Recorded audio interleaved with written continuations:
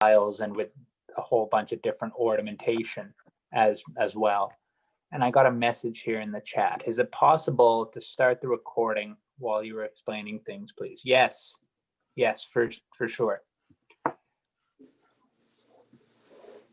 So we're at 1. So let's get started. Mom, let me know if it's recording. I can see that up top. This is still kind of a new format for me, the Zoom, but it's great. You know, it's a cool way that we can all be kind of in the same room playing. So yeah, here we go. The bow. I'd say, like I said in my post, that the bow is 95% of what we do. We can play the notes off the sheet, but what makes a style, what makes the rhythm, what makes the groove, what makes people want to dance is the bow. So in this workshop, we're going to explore a whole bunch of different patterns, where the best tone comes from the bow, a bunch of different things that I've learned across the way on how to hold the bow, things like that. So without even picking up my fiddle, I'm just going to put that down. I want us to look at our right hand and start there. One thing that I found, I took a lesson from Pierre Schreier, and I was holding the bow like this with the tips of my fingers, and I see a lot of people doing that, and I was forced to produce all the power in my notes with the speed of the bow, and there wasn't really much power that was coming from that, right? So he taught me there's 2 lines on our finger here. I like to put the bow over that line here, and there's a reason for that. So let's build that. Let's put that here, and let's put our thumb, keep it curved, just like that. If you've guys seen my mom play, it ends here, right? She has so much power in her 2 fingers, you know, and what she's doing for tone. I mean, I like to put my fingers down just because it gives me more power, but all of the dynamics and things come from these 2 fingers. Throughout the years, I've gone through phases, you know, playing at the very top of the bow. A lot of people do this because it's a clean tone, it's a safe place to play, and I think because of how the bow is weighted, that's where the cleanest notes come from. So if I'm playing the Big John, if I'm starting there and I'm right at the top,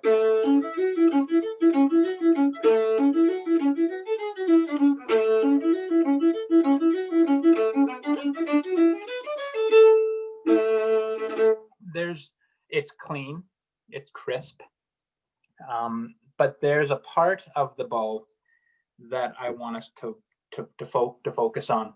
There's a balance point that's right in the middle of the bow. So what I want you to do to find this balance point is I want you to press down with your index, and I want you to push up with your thumb, and wherever you feel the bend in the bow, for me it's right here.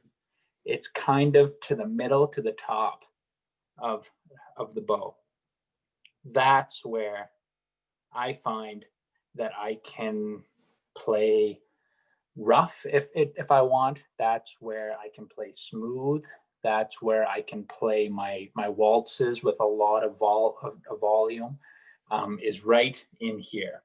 So let's just focus on that. I want us all to press down with our index and press up with our thumb and find that point in our bow. where we can feel it. Have you all found it? Okay, yeah.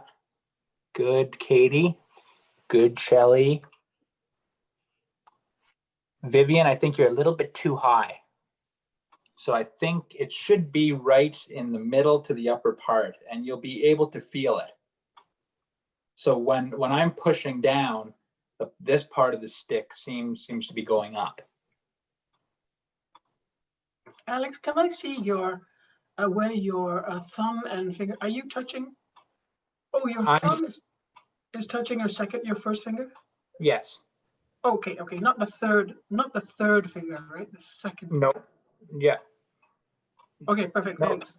So the first one, I'm only using two at this point, my index and my thumb, just to press up. Okay, so once we've all found that, I want us to, one second here. Sorry, somebody's just messaging me on Messenger asking about the link. If you'll excuse me for 1 second, just practice that.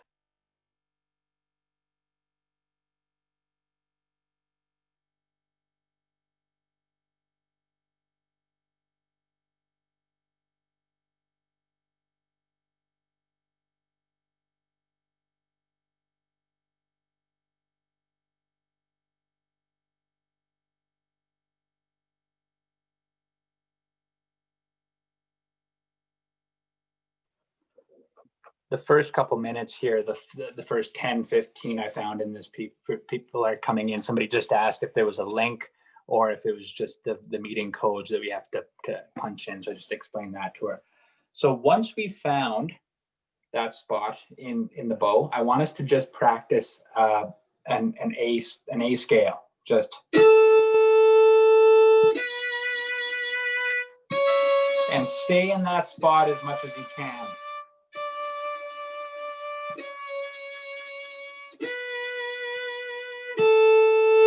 Now let's go all the way up to the 3 on E.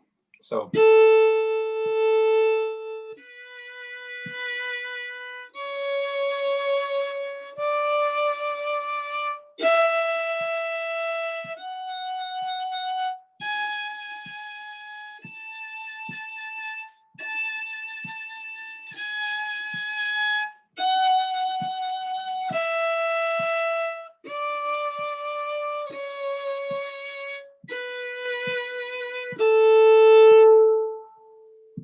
Okay, so now what I want us to do, I want us to do the exact same thing, but I would like us to practice some dynamics with it.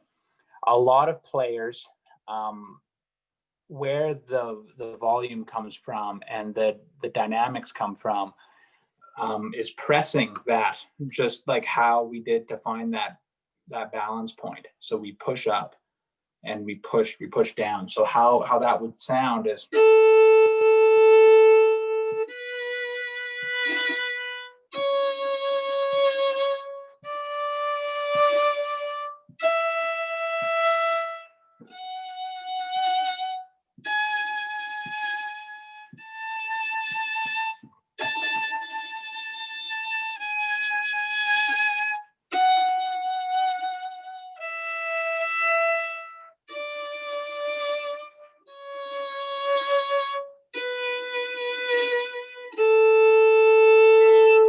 And you'll find if you can press down as hard as you want on the bow, on that balance point, and chances are you won't crunch, you won't squeak if you're in that part. So if I'm going.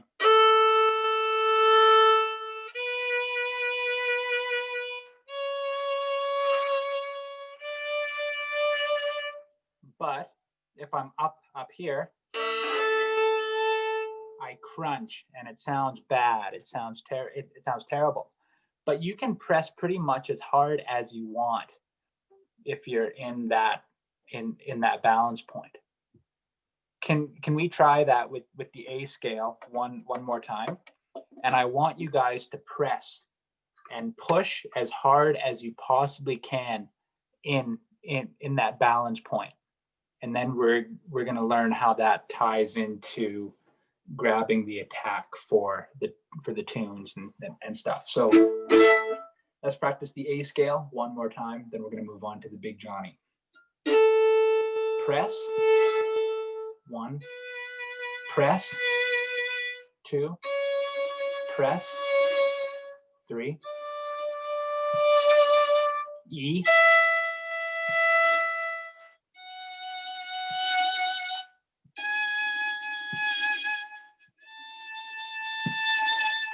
Press, going down.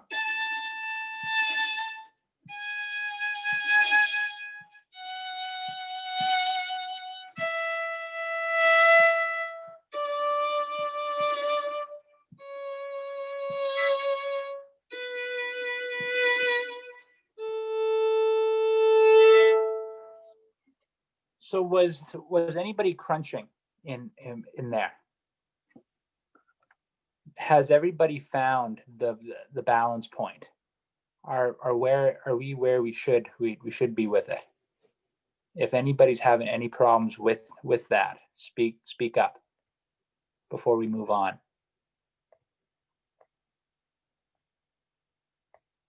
Okay, we're good, and I think we have a full.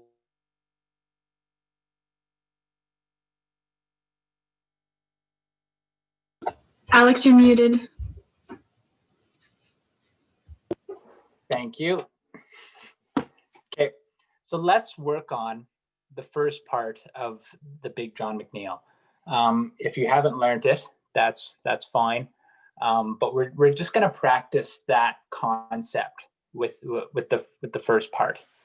1 second, Valerie. Is the balance point the same as the fulcrum, where you have equal weight on each side, as in when you choke up on the bow? So for me, guys, I use a Glasser bow, and I like it because there's that little grip here, and I can play here, but I don't think I'm way up here. I find that if I'm here and I'm pressing down with my index and up with my thumb, I can still have that control, right? I've seen people try to balance the bow on their finger. I can't do that. I don't know if my bow is too cheap to do that, but I just can't.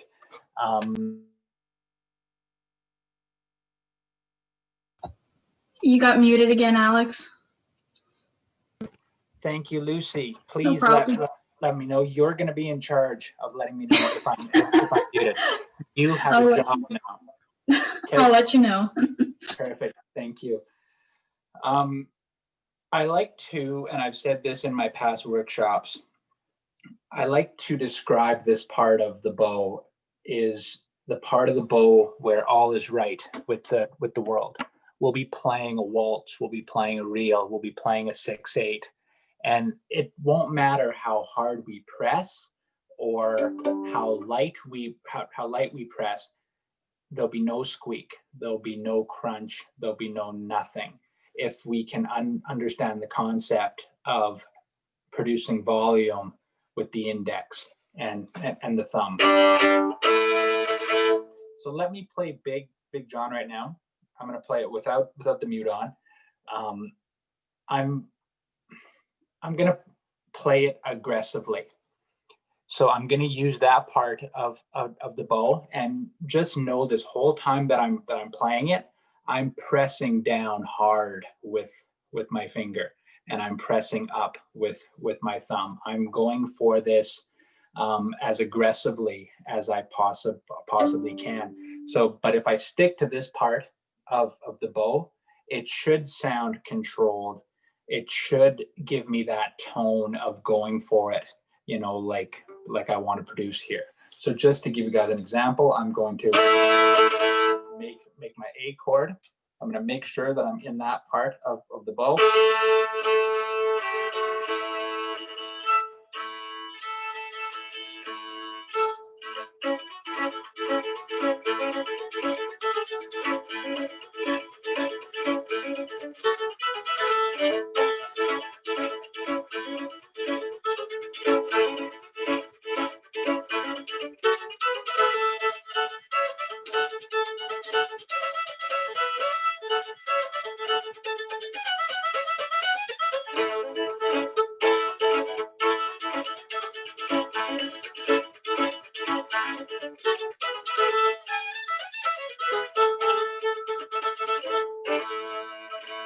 So let me do the same thing, and I'm gonna put the same amount of pressure, but I'm gonna move maybe an inch up the bow away from that balance point.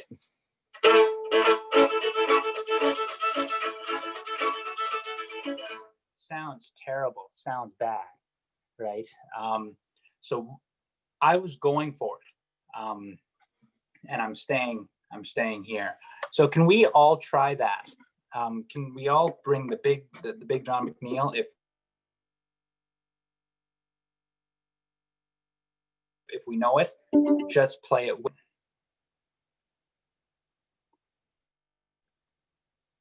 Am I still on or am I frozen? You were frozen for a second, but you're back. Oh, okay, perfect. I think Chrissy's frozen here too, but I'm back. So let's play the big John, and on that part of the bow, I'm gonna play it a lot slower than what I play it. And I want you guys to focus, even if we are overdoing it, I want us to put as much pressure as we possibly can with our index finger. And it won't be tough to tell if we're crunching. That means cake. Just let's look at where I'm playing. So let's play it. I'm gonna slow it down just a little bit.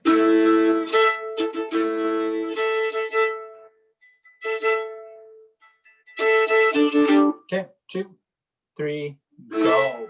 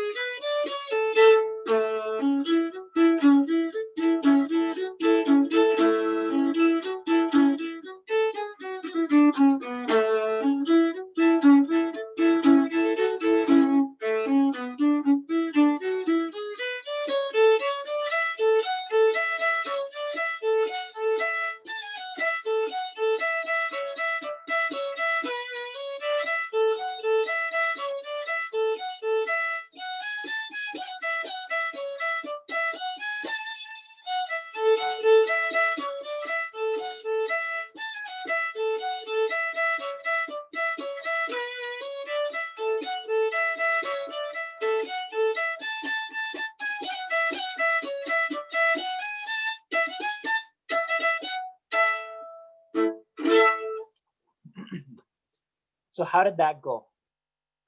Did anybody have any trouble with that? Did anybody have any crunching? I want to hear from somebody. Hi, Alex, it's Vivian. I was focusing on pushing down and pushing up, but then I found my whole body was tensing up. So I had to figure out, okay, relax the rest of me and just do that. So how do you do that? Yoga? I don't know. No. That's tough. That's a tough concept.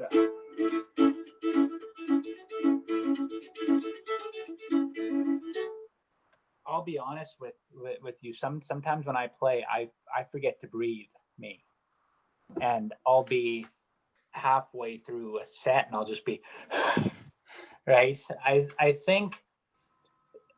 think with whatever you do, we need to focus on our breathing, right? And I think especially, Vivian, because it's a new concept, we are focusing 100% on that, right? So we are tense, we are forgetting to breathe, right? I can just say, just be mindful of that, and try to keep the wrist loose. Try to keep all parts of what's going on here loose.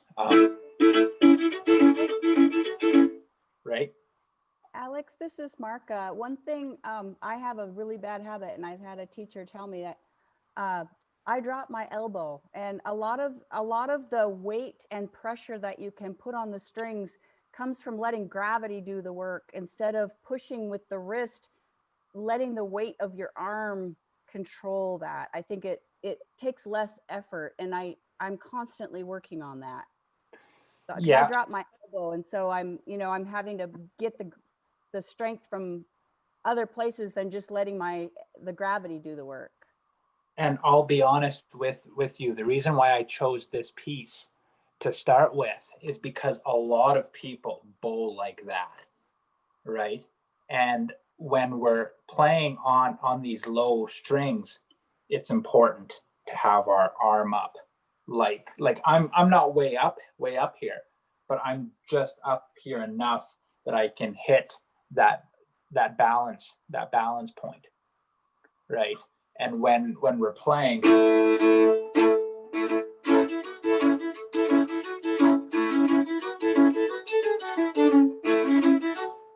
we're kind of here, so we get the strength from here. We get the strength from here. When we're like this playing, yeah, you're right. If our arm is tucked right in, there goes all of our power. There's not really much left there, right? Even if I'm up here,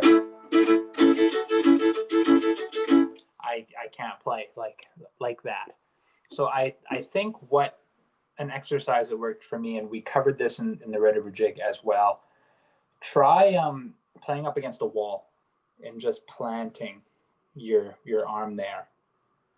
Or if you're on a chair, you can turn your chair sideways and just kind of rest your arm up on the back of the chair, depending on what kind of chair you have. But in order for this concept to work, we do have to have our arm up here, and that's why I chose this tune to start with. Anybody else? I got one here.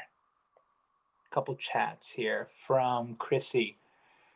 If you think about pronation of the right arm, you'll find that it'll happen automatically. Yes, if you keep it up there. Yeah, sorry, what I was saying there was the about the weight coming from here on the index finger. If you keep the pronation of this arm, you'll find that the weight just automatically sits there. Mm-hmm. That was for Vivian. She was talking about the struggling to get it up, but if you have the pronation, then the weight's sitting there anyway. And then I will be right back. I want to show you guys something here. Squirrel. Can you tell me what pronation is, Chrissy? What do you mean? Okay, so we have two bones in our upper arm. So when you just have a look at your upper arm, pronation is when it's tilted towards you, and supination is when it's tilted away. So if when you're holding your bow, you pronate your wrist so you can see the top of your hand, then you have your knuckle on the bow, you'll find that the weight's going to sit there magically anyway. Yeah. I learned something here, and I ran to go and grab a cup. So this is my cat on this cup. I'm really weird like that. I love my cat. So let's grab the cup like this. If we have an empty cup before we practice, I mean, I have a pop here, but I didn't want to dump my pop out. If we're holding a cup and we pour the cup out like that. Now let's remove the cup. I'm not moving my hand. My cup's out. So let me just my bow right here. So here's my cup. I'm gonna pour my cup out. I'm not gonna pour my cup out. I'm gonna pour my cup out like that. I'm gonna take the cup out. Nothing's changing in my right hand, guys. Nothing at all. My thumb is going here. My index finger is going on that second joint. That's how I start all of my kids that I teach with the bow hold.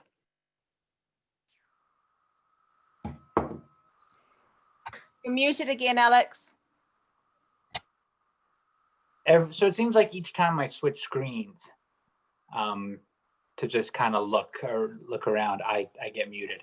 So that's kind of the easiest thing. So that answers this question of keeping our arm. We can't do it because we won't pour it out.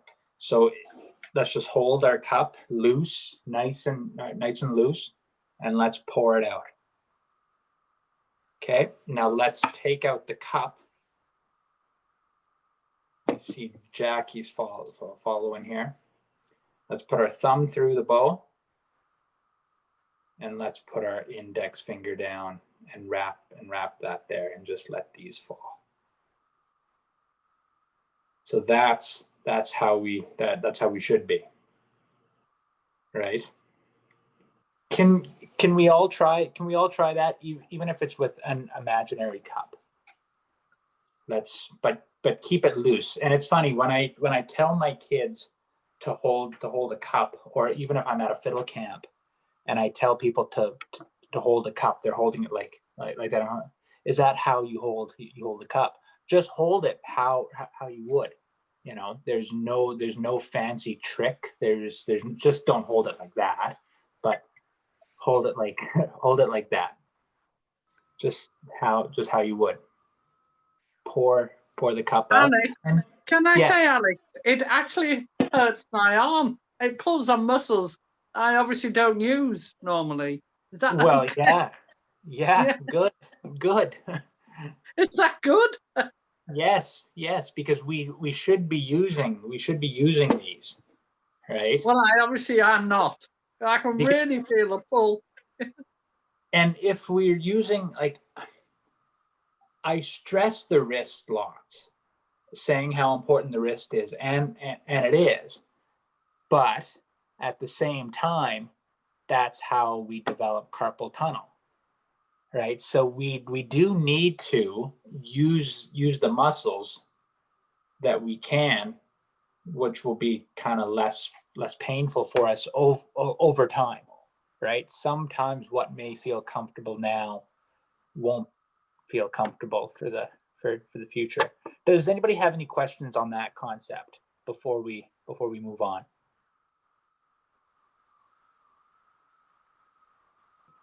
Anybody? Can I just check, Alex, that I'm finding, if you can see me, that I'm using the muscles here now that I wasn't before. Is that right? Yeah, it's good. It's good. Yeah. I can feel it here. Yeah, because I mean, we can get power in our hand, but that comes from all of this. I'm not bowing like that. I'm not. I'm still using my wrist to keep it in a straight line, but all of these muscles, they work together. Well, right? I've never used them before. I can feel So, like, Thank you. even how I'm holding my pop right now, the exact same way. So let's try that, and then we're gonna learn something different. Alex, I have a question. Yes. Are you bowing two strings, and does that, like, when you're playing this tune, are you bowing both strings, and does that affect your angle or the weight, or how do you get that evenness? Okay, I was going to work on different volumes and stretching out notes, but I'm going to jump to that now. Sorry. Okay. Yes, I am for this tune, and it's purely because of style. But let's touch on that. that kind of promotional poster video, I played the Big John, and it's very, it's very much my style. There's some Quebecois, there's some Cape Breton, there's some Métis, there's some old time fiddle, but we're gonna jump to that. So let's start. Let's pour our cup. Let's put our thumb through. Let's put our index down. Okay. Let's grab our fiddles. And let's block our first finger on the G and the D strings. Let's do that.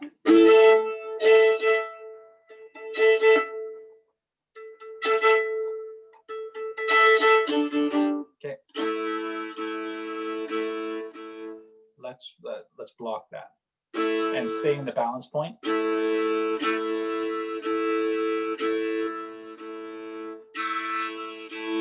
And let's go. Let's make a big long A chord, starting from the edge of the balance point, ending at the end of the balance point.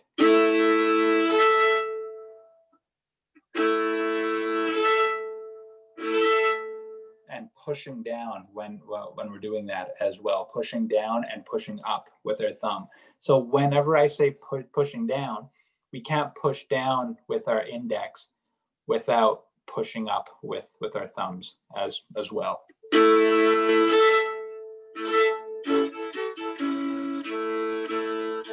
Okay, so let's play the Big John McNeil nice and slow, but let's block our first finger on the G and the D. And let's not do any string crossing movement with the bow. Let's play all two strings at the same time. So have a quick listen.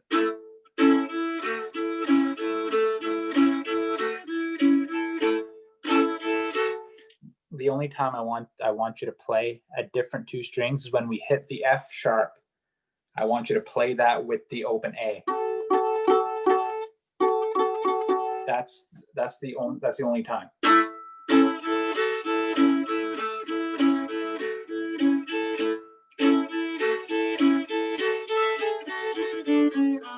And when it goes up and down. But this phrase,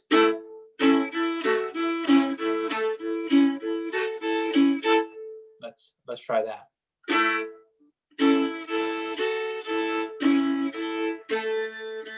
And there I'm hitting an A and an A at the exact same time. What's the word? The octave at the same time.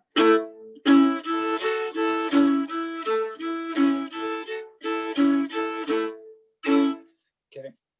And one thing I'm doing with the bow is I'm starting with two downs. Calvin Vollrath from Alberta, he lives right up the road. He does this all the time in so many tunes. He could be playing the St. Andrea, and it just adds an extra hop. That is a big thing to get the tune moving. So I would like us to go down, down, and let's drive that second down. I want you to press as hard as you can on that bow, on that second down. And again, if we stay in that balance point, we can press as hard as we want and still get a great tone.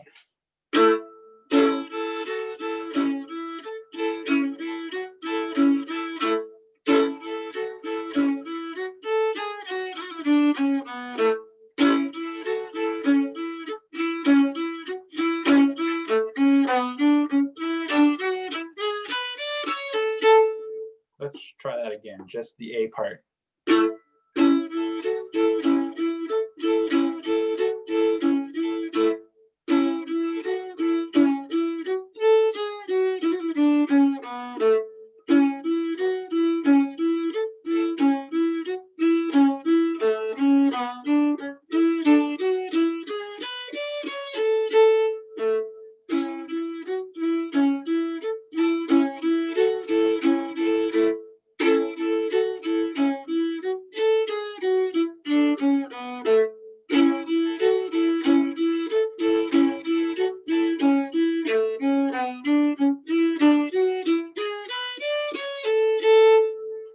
don't want us to slur a single note until the end. We go, and there, you'll notice if we're playing quick, it's something so small.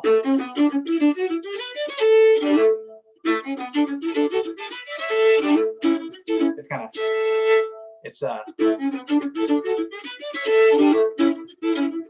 it adds so much lift. It adds so much drive.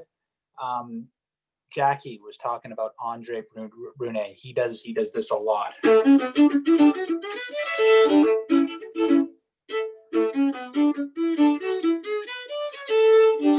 So I'm playing one note, but I'm playing it two notes on the same bow, but I'm pressing down to make it two notes to go from loud or soft to loud, back to soft, if that makes sense.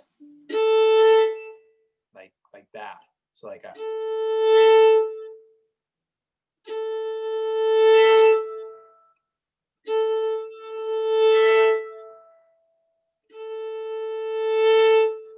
Try that. So. Oh, I'm doing that on a down bow, yeah. Yeah. So.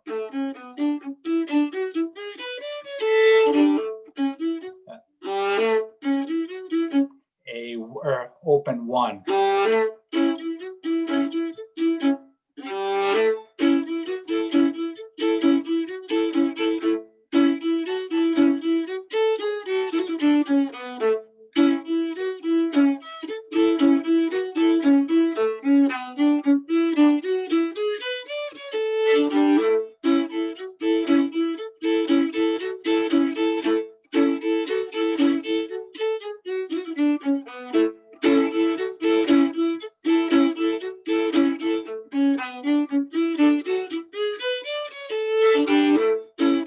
Let's try that. Not or because there it's going to be crunch, but again, stay in that part of the bow. We can press as hard as we want with it.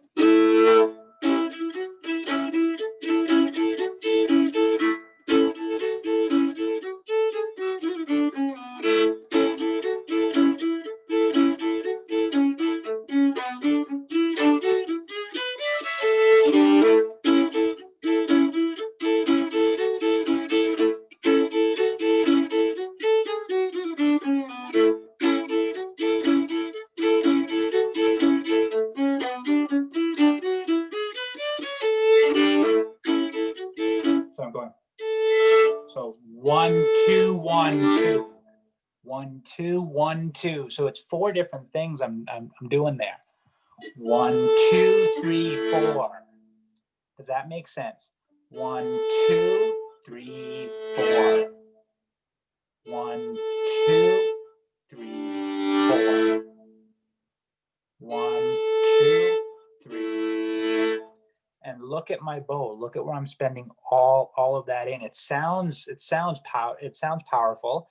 It sounds like I'm going for it, but I'm not using much. I'm going.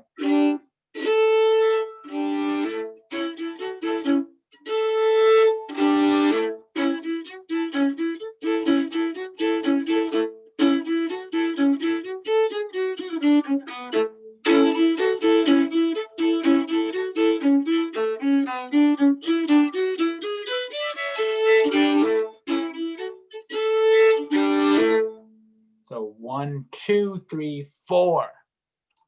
Does anybody want to demonstrate that? I'm gonna pick on somebody.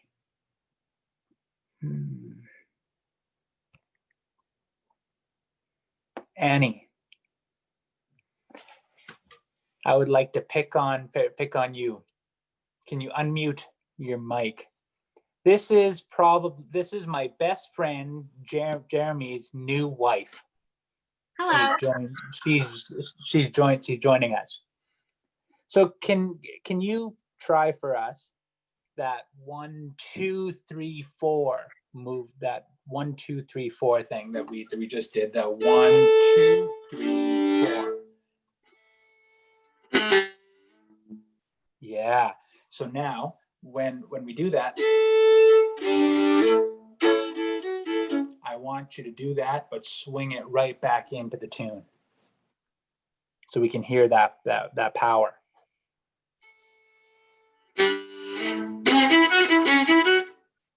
Okay. Can you move up your bow about that much to that balance point and try that exact same thing?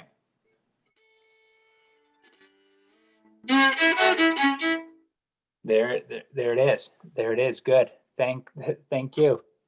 Okay. Does anybody have any questions on that? On that movement? Oh, I have 6 in the chat here. The cup trick, Tracy, I do that but vertically. Mm-hmm. Anybody have any questions on that? Oh, okay. So let's move on to the B side, that tune.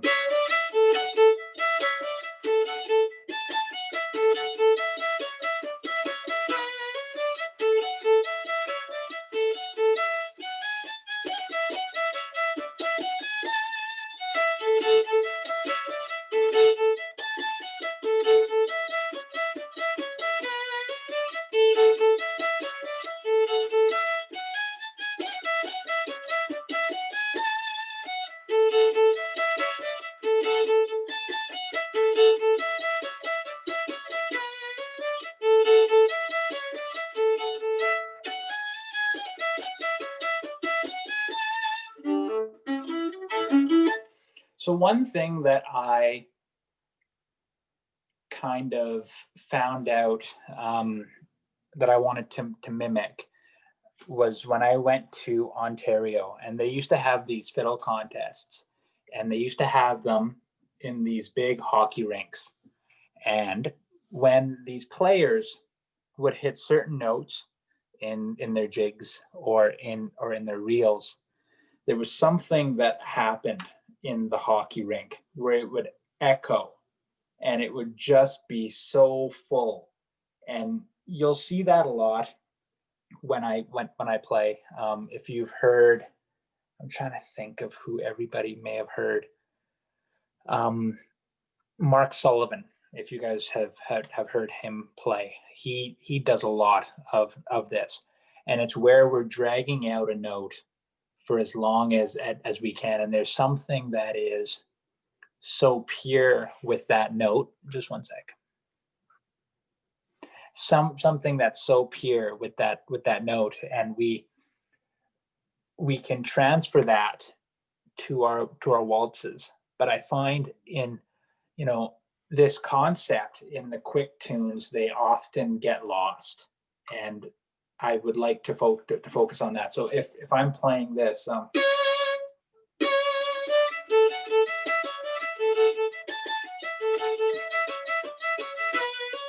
there, right?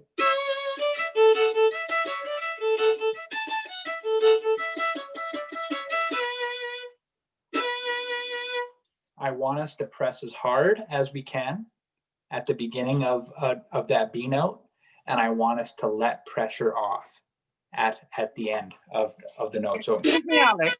Excuse me, Alex. I can't quite see what you're doing with the bow. I can't quite work it out. Okay. So let's focus on this one note. I want us to start with the pressure at the beginning, and I want us to let off the pressure near the end. So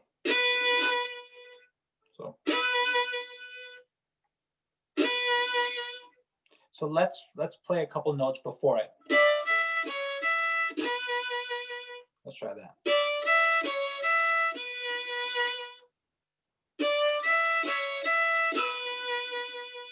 And I'm putting a little bit of vibrato at the end as well. There's something there that just kind of, and I'm pressing hard. I'm going from light to hard to light again. So,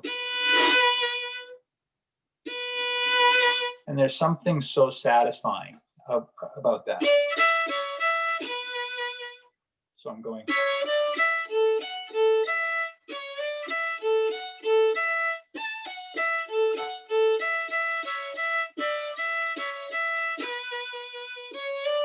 just that.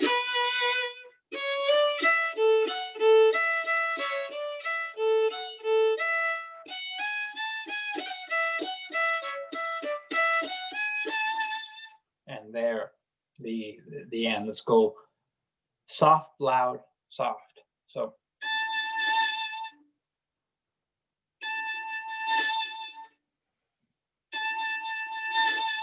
And again, it's all happening from here. I can do that with my 2 fingers.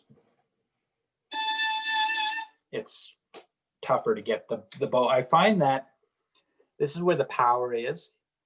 This is where the direction is.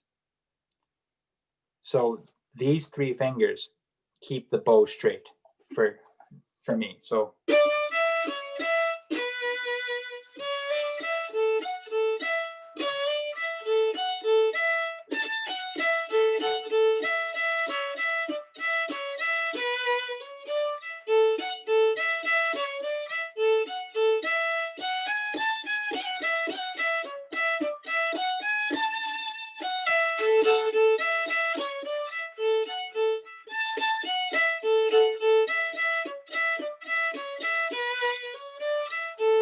I just love that.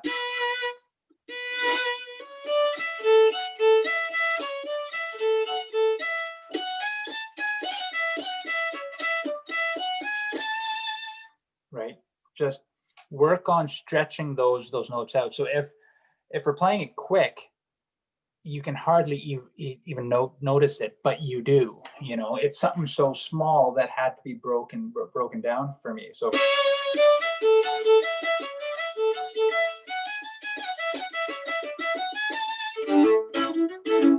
And then I go back into that 1, 1, 2. So. But quick. It adds so much, just those 2 things. So I'm going.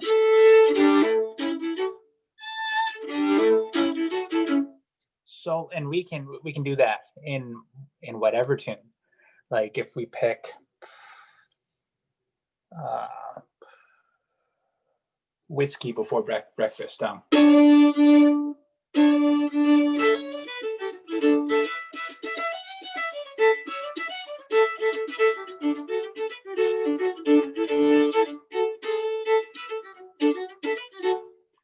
it's like, it took me a long time to get that, you know, because I would hear it and I wouldn't even know that it was happening, but I knew that I liked it, if that makes sense.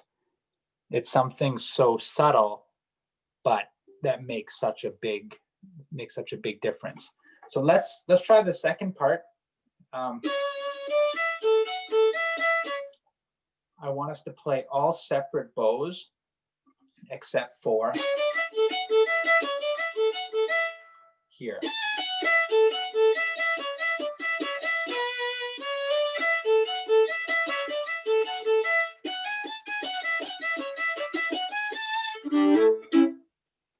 And I'm adding notes to keep my bow separate, to get that syncopation, to get that groove. If anybody was in my Red River Jig workshop, it's all about that. It's all about the syncopation. It's all about the groove to it. Let's play the second part slow and try to play everything separate that I'm playing separate. If that means you have to add a couple notes, do that. And then once we reach the end, I want us to go back into the B, or go back into the A, but then just stop, because that's an important part to end, to go straight into it. So let's try the second part.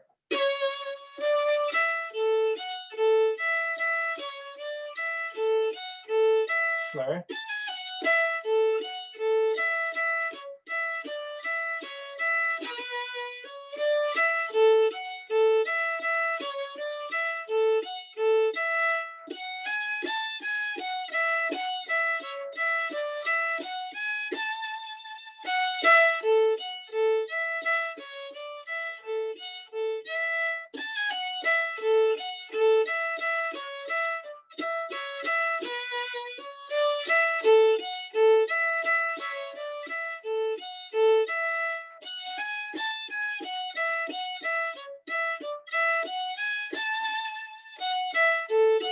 want us to stretch that B note like we talked about, the soft, hard, soft, and stretch that last A the exact same way. Let's try that.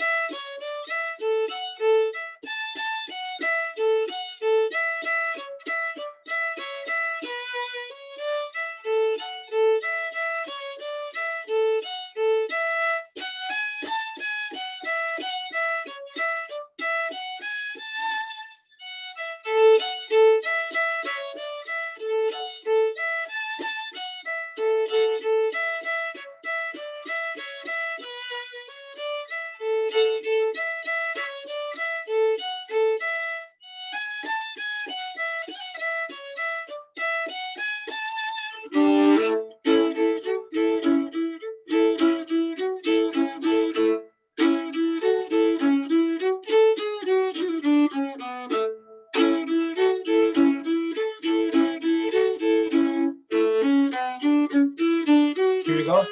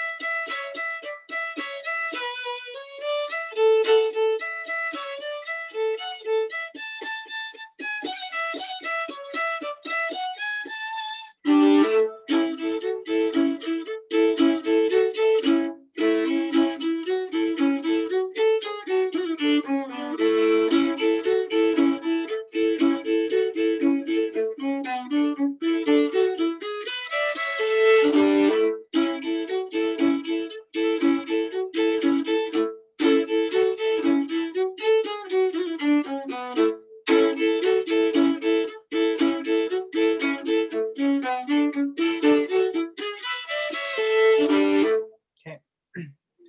So sorry, just excuse me for 1 second.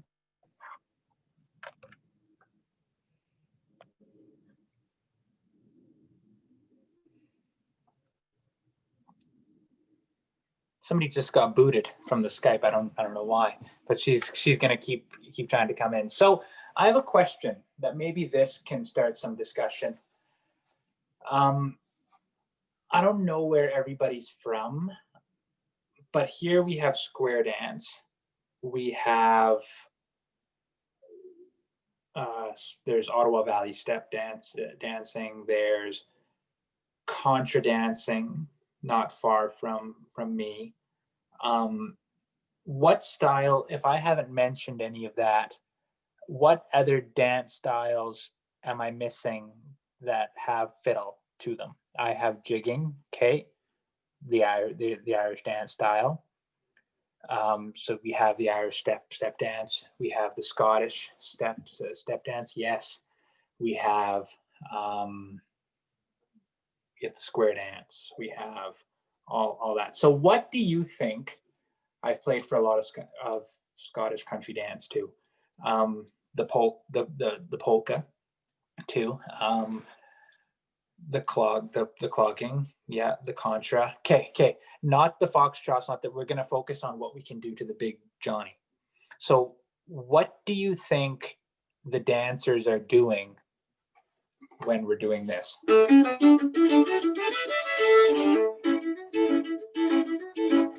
There.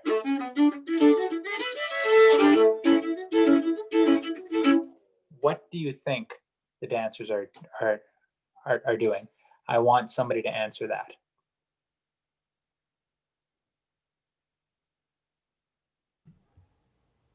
They're probably turning back around, coming back to like the So- starting point. Are we talking about step dancing? Are we talking about I don't know. Kind of just Are we taking a guess, but it sounds like a transition coming back. okay? They're Okay. jigging. They're jigging. Okay. Anybody else? So in Nova Scotia on the mainland, they'd be doing the hot polka, and in Cape Breton, they'd be step dancing. Okay. But what are they doing when we're doing so what would they be doing? Let's say if I'm playing it like this.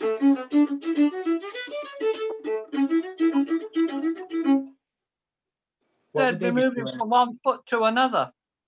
Okay. So let me, what would they be doing differently if I played it like any style? So picture a contra dance where they're going in, going out. They're doing a square dance where they're swinging to get back to center. If they're doing the Ottawa Valley step dance where they're going into their next step, what are they doing differently here? As opposed to Changing partners. okay. I don't know. I think I they'd would just be say like that- going forward, like they just want to lean in more and they just want to like get in there. Like that's how I feel when I play it like that. Are they But- going like this and back, or are they going like this and I think they're coming just back? like going like that. They're just Yeah. going for it. They're like Right. stepping in and they might maybe add, They I don't know, add like they might stomp. stomp their foot on the one, you know? Yes. Yes, they might. Yeah. Right. So something so small that we just learned here. If you guys are dancing, whatever style that you guys are accustomed to, it's nothing Can different. I ask something, Alex? Yes. I used to play the piano in a country dance band for many Mhm. years, and English country dance band. And I think what I did on the piano was the same as you just did to get people in for the first With- step.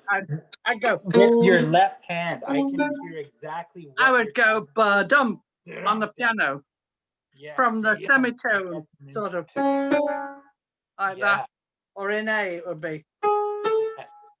You know, So, is that the same because- thing? I think. and guys, this little thing that we learned,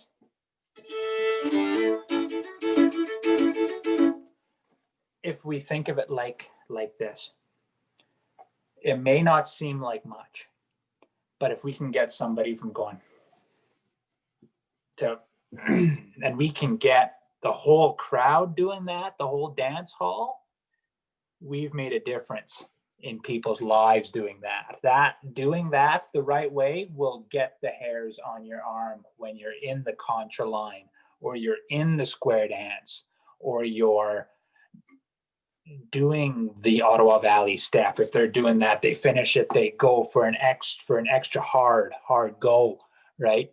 And that's just a little bit of pressure that we added to the bow. That's just, 1, 2, 3, 4. Like, it's something so small. But the thing with bowing, guys, that it's so important is something so small like this can make a dance go from here to you're feeling the music, right? You're going from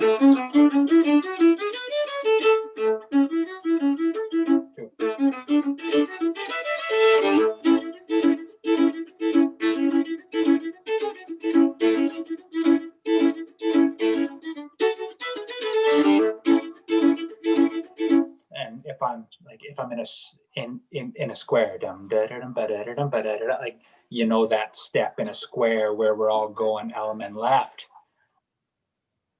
that little is the difference between me just walking the step to just whipping that person to just go, right? And and it's something so simple, guys, but it's so powerful at the same time. Well, Alex, yeah, it's like that because I think your accents are all like on the backbeat, right? And that's just driving you forward too, because all those accents are, it's like not finished yet, and you're just driving it forward because you're, always on the backbeat.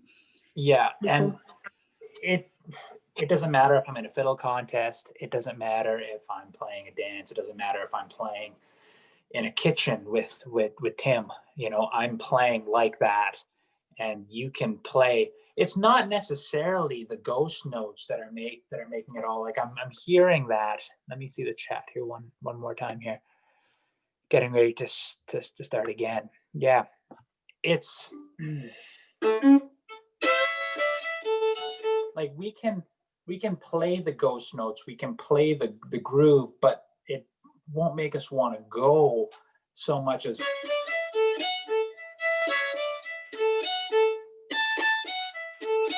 like I can even play that quick.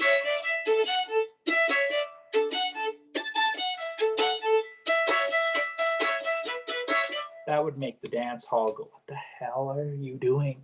But if we play it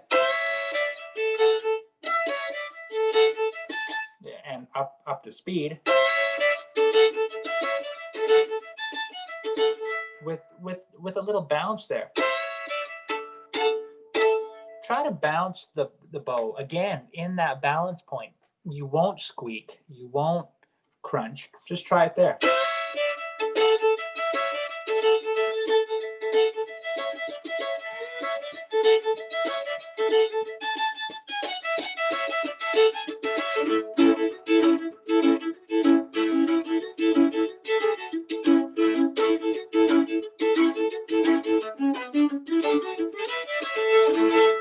And with our first finger on the G and the D, why don't we explore all four strings? We can't, it won't make a wrong chord.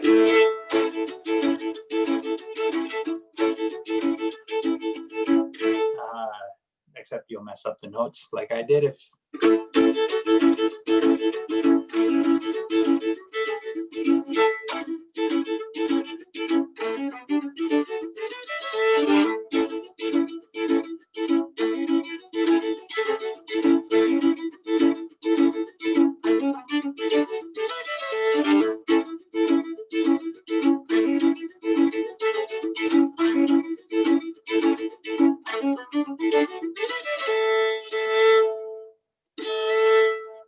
And it doesn't matter, what style. Like I listen to a lot of Cape Breton fiddle players myself, and I listen to a lot of players from down south where, like from Texas as well. And if you listen to, if you listen to a style that I'm not really familiar with at all, the Texas style contest, you listen to a smooth player play, then you look up somebody like Luke Price. He's doing all this stuff with the bow. I mean, he's still clean with it, but he's, you can tell the difference between a Luke Price and whoever, right? Because he's doing these little things that, just hit us here. I got a couple more messages in the chat here. Is it easier to hold your bow up like you just did? Is there any slurs in the A part, Hannah? Okay, so I use the Glasser bow. I use $80 bow because I rip them. I think that's just from, a lot of it has to do with climate too. Like whenever I post on the library, and it drives me nuts. Like I could post something with amazing backup, and then people, Alex, clean up your bow, drives me nuts. Like feel the music. Don't worry about my bow. But I use the Glasser bow because it does give me that grip up here. And instead of re-hairing a bow, I have a guy, Lucas Welsh, in just up the road from me, he'll just sell me another bow for 80 or $90. But at the same point, I used my mom's $2,500 gold plated bow that she has, and me personally with this style, I like the glasser. So let me try. I'm gonna choke up on the frog where I'm at to see if I can still get this.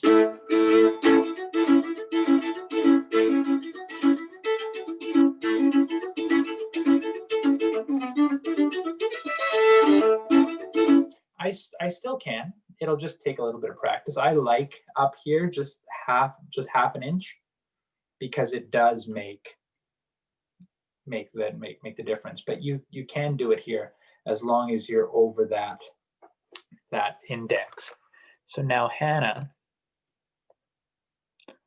is there any slurs in the A part? Yeah.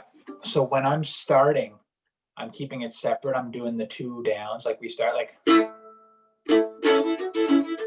just get that. And again, for the dance, that adds to the push.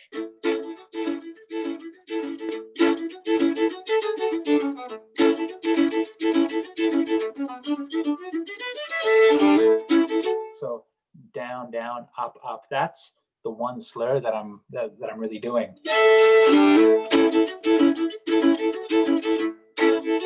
I'm doing a down, down. I don't know if that's a slur. I mean, it can be.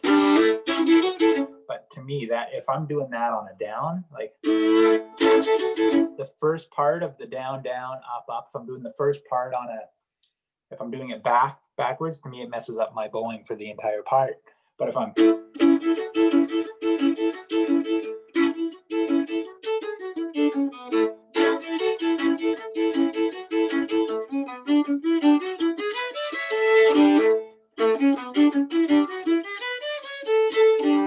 so if I played it straight, it would be. But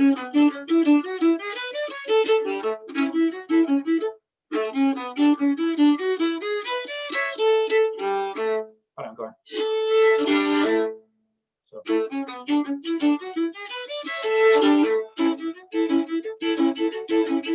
And that works, if I'm playing Cape Breton.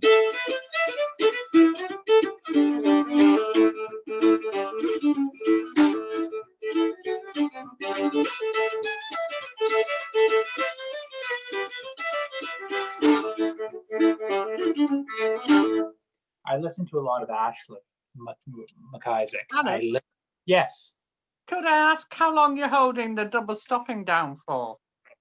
I can't quite see your left hand. At the end, you mean?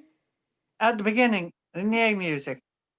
I'm holding it as long as the tune allows me to. Yes. Yeah. Right. So. Right. Yeah. I'm just holding it for as long as the tune allows me to. And if I'm in the dance and I hold it like, they're not going to be happy with me, right? Yeah. So I'm going 1 2 1 2, just a quick, because we know how big John would sound. I mean, I play it crooked sometimes just for the dance and another type of dance. Like I might go.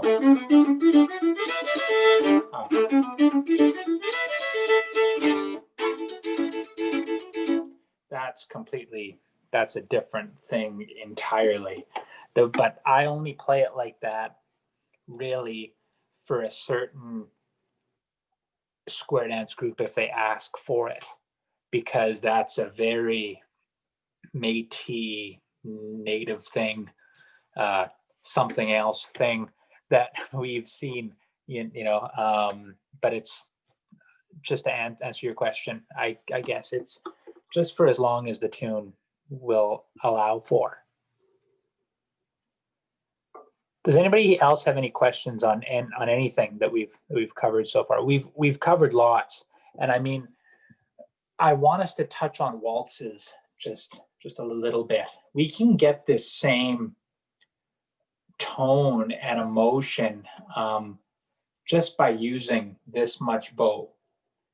if you guys know Louis Schreier from Ontario, great fiddle player, 4-time Canadian champion. He recorded the Valse Giselle when Yvon Curie passed, and he's not using much bow, but all of his dynamics are from this as well. And we started the day off with the scales.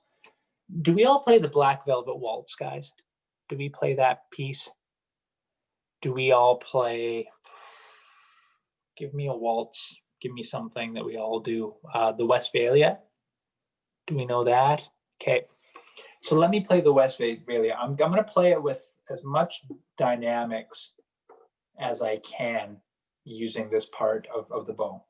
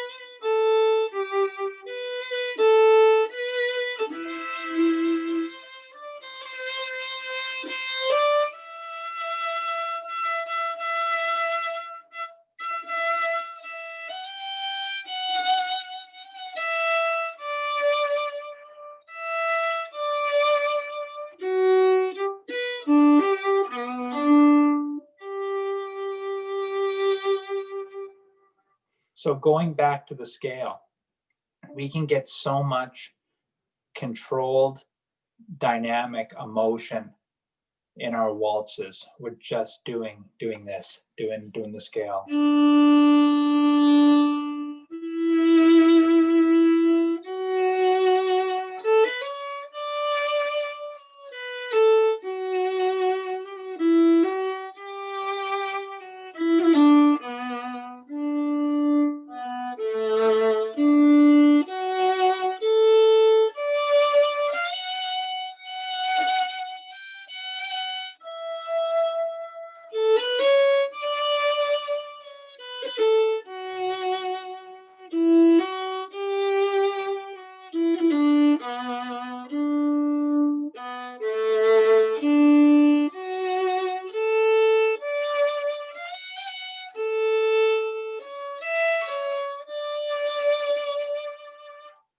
I'm not using much bow, guys, but that is, for me, something that I've learned when I learned that the best tone from the violin comes from that part of the bow. It was a game changer for me. You know, I could play waltzes, I could play jigs, any jig.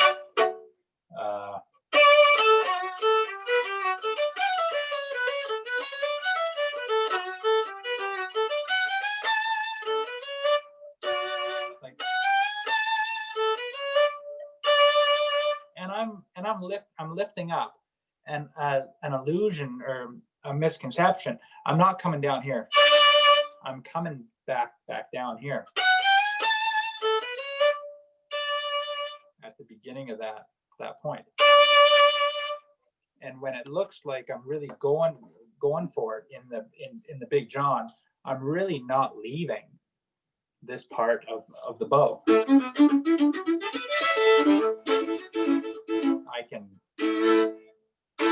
I can bang on that part of the bow if I wanted to.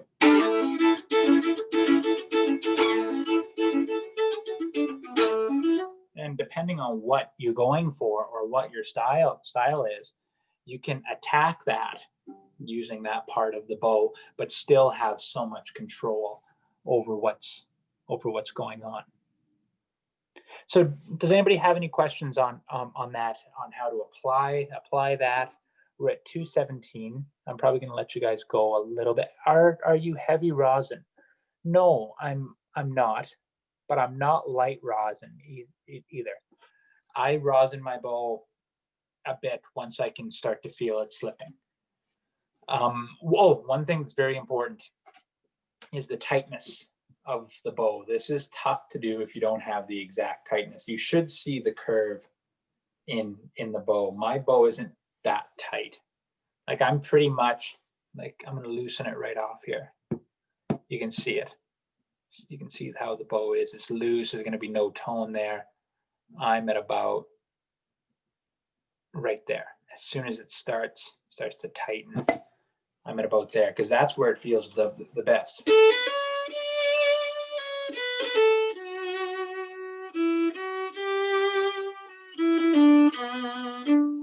As long as you're not hearing the stick, you know, even a bit of it is fine if you push down.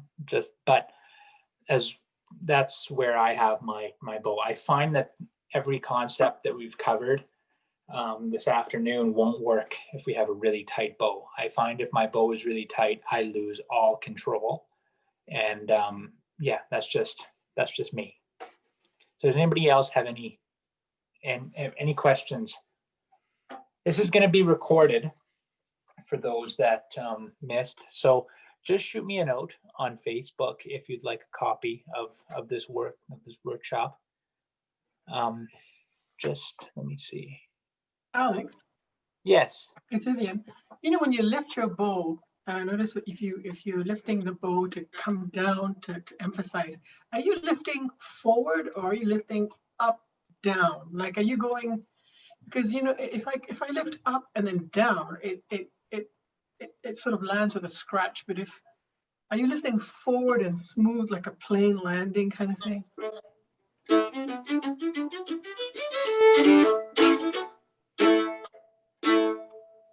Okay.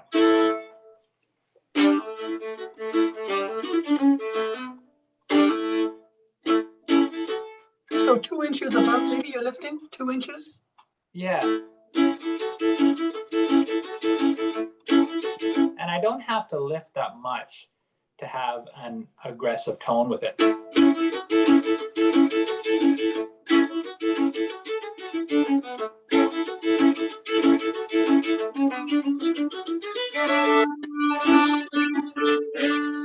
Yeah. Let me see what you're doing here.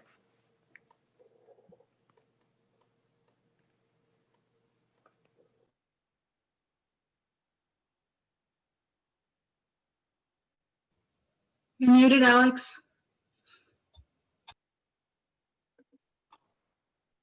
Job well done. I'm not bringing it way up. Like I know that in Suzuki we're taught a lot of circles. I'm not going up high. I'm not even going that high, because when we're playing up to speed, we don't have time to go high. I think that if we keep it in this part of the bow, it will be automatic on how high we can lift.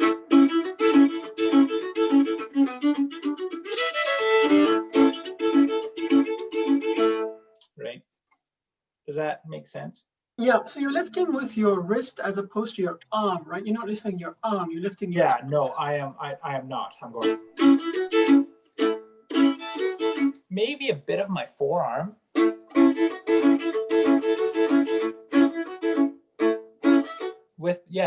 With my wrist, I would say.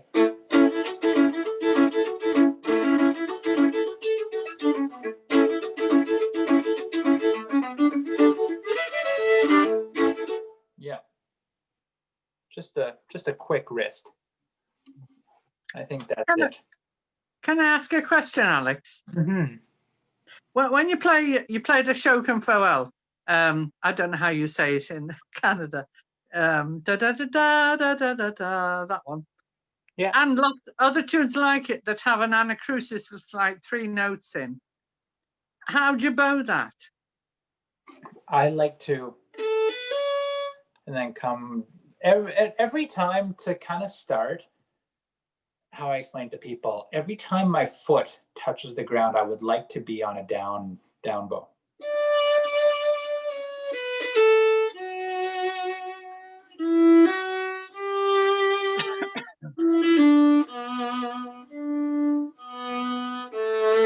And I'm not tapping my foot. Da, da, da, da, da, da, da. I'm going da, da, da, da, da.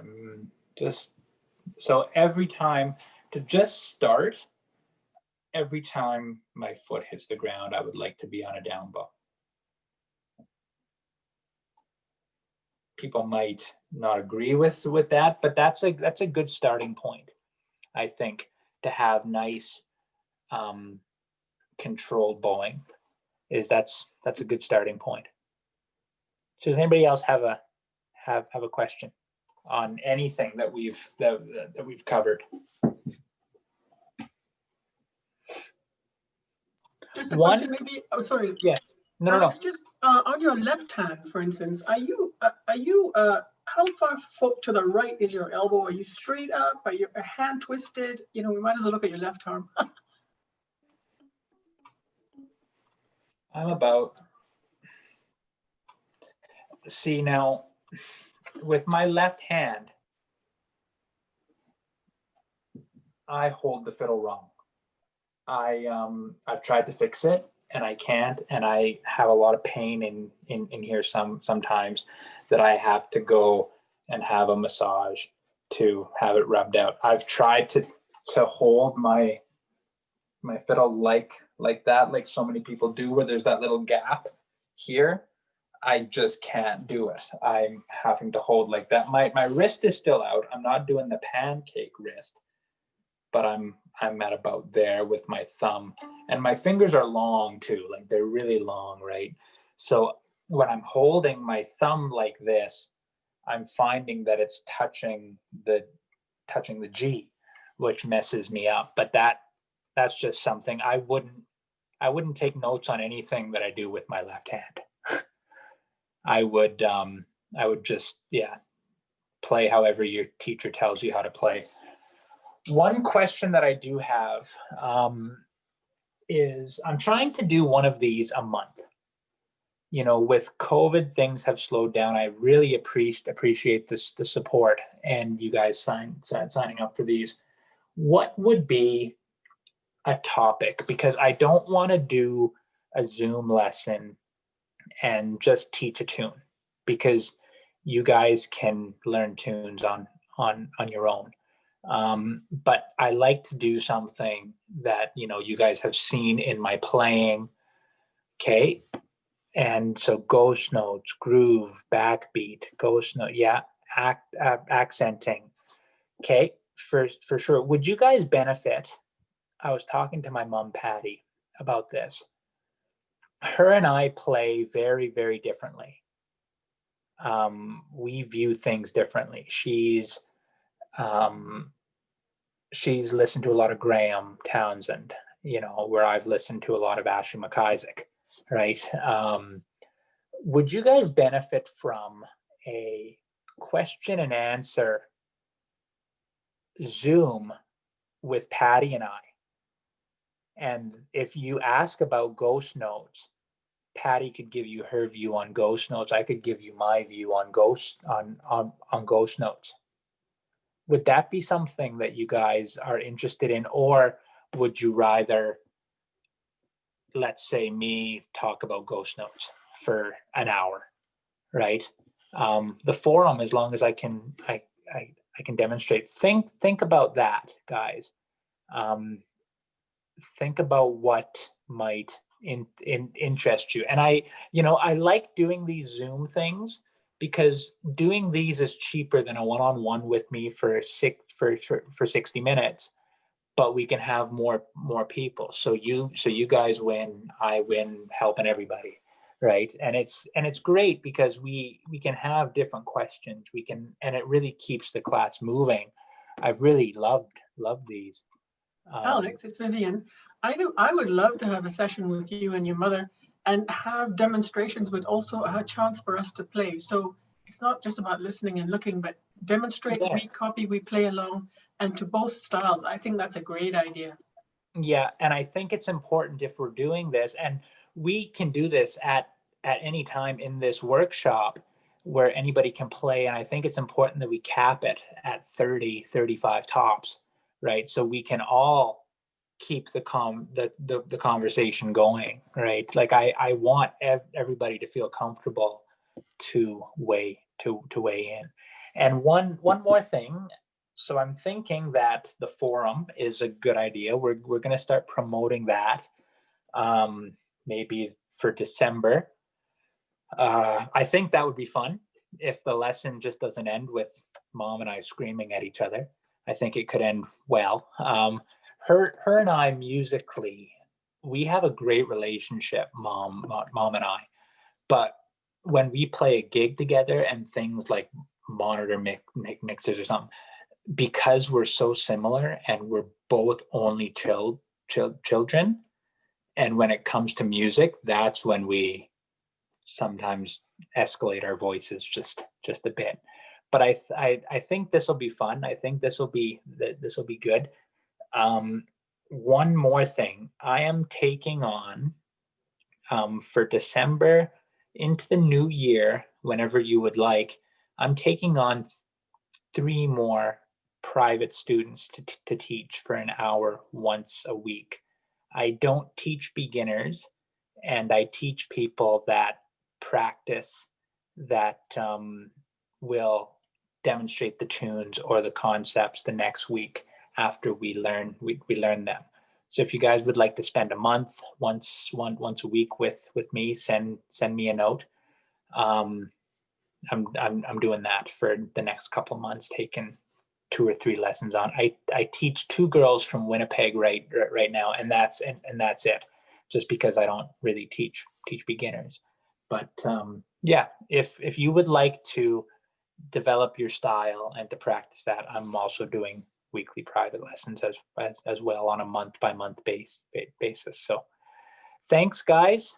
And one more thing, if you guys sign up for the forum with Alex and Patti, I'm going to mark it as $40 for the 90 minutes, but for you guys, first come first serve, it'll be $30 because you guys have attended this before.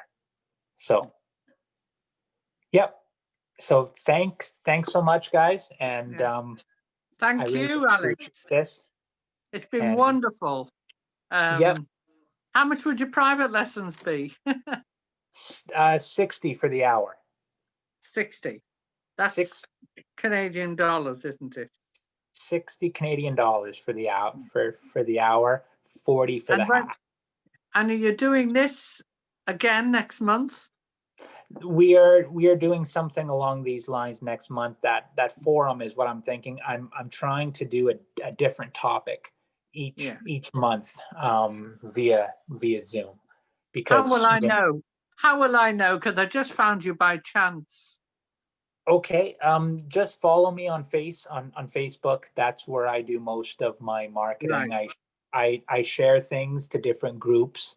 Yes. Like I shared something to the Fiddle Tune Library. They like to have a tune with it, but we're allowed to promote it. That's why I found you. Facebook is amazing for that. Yeah. There's such a, like, I'm not on Twitter. I'm not on Instagram. But in terms of music and things like this, I find that Facebook is the best way to connect with. It's been fantastic. And I'd like to do some more chords and double stopping as well. And with your mother too. That would be fantastic. Yeah. And there's a formula for that too. Somebody just said a lesson on the footwork. We could do that as. Oh yes, I'd love that. We could do that as well. So in December, why don't we do the forum, and then at the end of January, why don't we do the footwork? Again, I'm going to market it at 40, but for you guys, it'll be 30. Oh, that's fantastic! Thank you. Yeah. I don't understand all the words you use, Alex, because we use different words sometime in England. What do you mean by a ghost note? Okay. A ghost note is the kind of groove that we've been doing instead of like.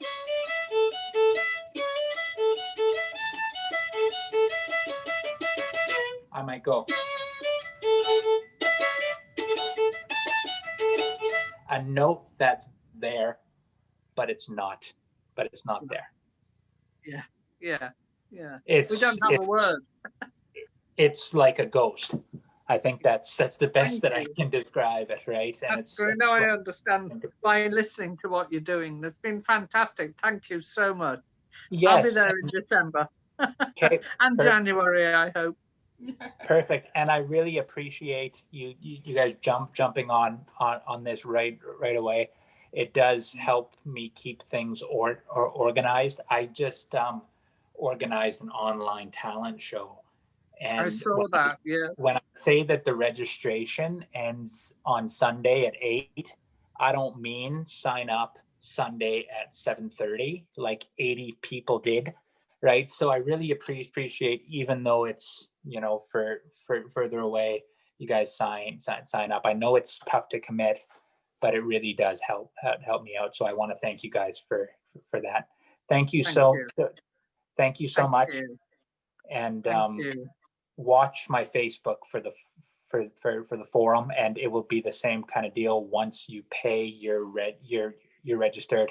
I like to distribute the Zoom code the day prior, just so it doesn't get shared, right? Yeah. Just so because if I share it when I first like a month ago, I don't know who's going to show up, right? So the day prior, the afternoon prior, I like to share that. So yeah, feel free to message me anytime. If you want the fiddle lessons, message me. Just message me to say hi, share a tune, play a tune. If somebody wants to do an email list, somebody just sent a note. I'd be happy to be on the email list as well. Okay. Okay, perfect. I knew that was somebody messaged. Thank you. Okay, great. Okay. Anything else before I sign off, guys? Okay.